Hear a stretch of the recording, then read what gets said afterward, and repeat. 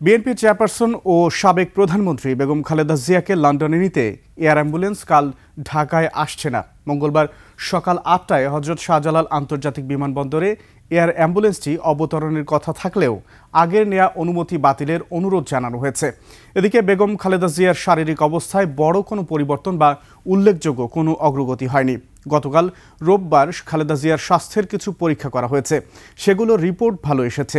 পুত্রবধূ ডাক্তার জুবাইদা রহমান বেগম জিয়ার চিকিৎসা কার্যক্রমে সরাসরি সম্পৃক্ত থাকছেন এবং সমন্বয় করছেন। ৭৯ বছর বয়সী সাবেক প্রধানমন্ত্রী খালেদা জিয়া দীর্ঘদিন ধরে আর্থ্রাইটিস, ডায়াবেটিসের পাশাপাশি কিডনি, লিভার, ফুসফুস, হৃদযন্ত্র, চোখের সমস্যা সহ নানা জটিলতায় ভুগছেন।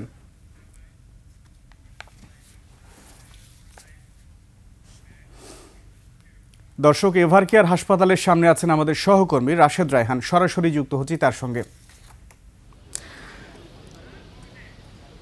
রাশেদ, খালেদা জিয়ার শারীরিক অবস্থা কেমন এবং এয়ার অ্যাম্বুলেন্সের কি তথ্য আছে আপনার কাছে, বিস্তারিত জানান।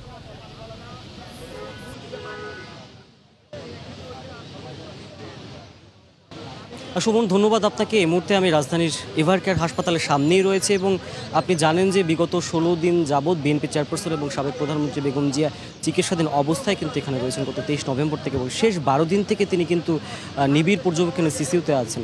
এবং প্রথম থেকে দেশি চিকিৎসকদের পরামর্শে তার চিকিৎসা চললেও ১২ জনের মেডিকেল বোর্ড, যেটি ডক্টর অধ্যাপক শাহাবুদ্দিন আহমেদের নেতৃত্বে চলছিল, সেখানে কিন্তু বিদেশি চিকিৎসকরাও পরবর্তীতে যুক্ত হন যুক্তরাজ্য এবং চীন থেকে, এবং তাদের পর্যবেক্ষণেও কিন্তু তিনি আছেন। এবং মেডিকেল বোর্ডের সভা কিন্তু নিয়মিত বসছে এবং তারা কিন্তু আসলে সবকিছু পর্যবেক্ষণ করছেন।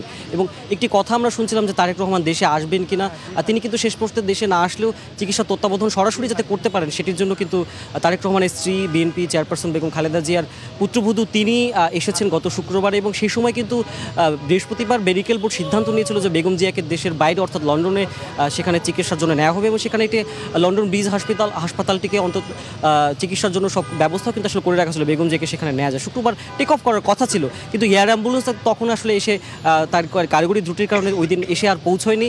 এবং পরবর্তীতে মেডিকেল বোর্ড আবার বসে সিদ্ধান্ত নেয় যে আসলে তার যে শারীরিক অবস্থা তাতে এখন পর্যন্ত কিন্তু নেয়ার মতো পরিবেশ নেই। এবং ডাক্তার জুবাইদা রহমান, তিনি বেগম জিয়া যে চিকিৎসায় গঠিত মেডিকেল বোর্ড তৈরি করা হয়েছে সেখানে কিন্তু তিনি তার মেম্বার এবং নিয়মিত অংশ নিচ্ছেন। আজকেও মেডিকেল বোর্ডের সভা হচ্ছে, প্রতিদিনই হচ্ছে আসলে।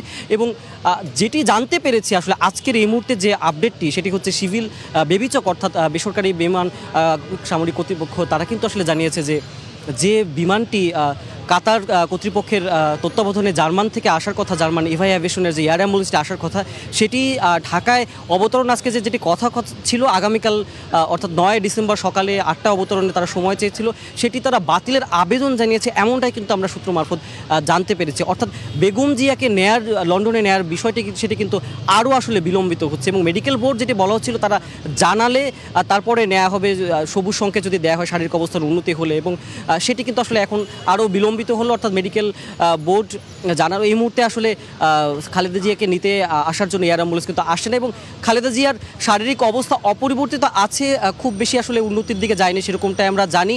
এবং আজকে এখন পর্যন্ত স্বাস্থ্যের বিষয়ে ডাক্তার AZM যে ব্রিফিং করে থাকেন, সে এখন পর্যন্ত কিন্তু সেরকম কোনো ব্রিফিং করা নেই। এবং জুবাইদা রহমান কিন্তু ৩টার পরপরই ৩:34 দিকে খালেদা জিয়াকে দেখতে হাসপাতালে এসেছেন। এই ছিল সবশেষ খবর। রাশেদ, আপনাকে ধন্যবাদ।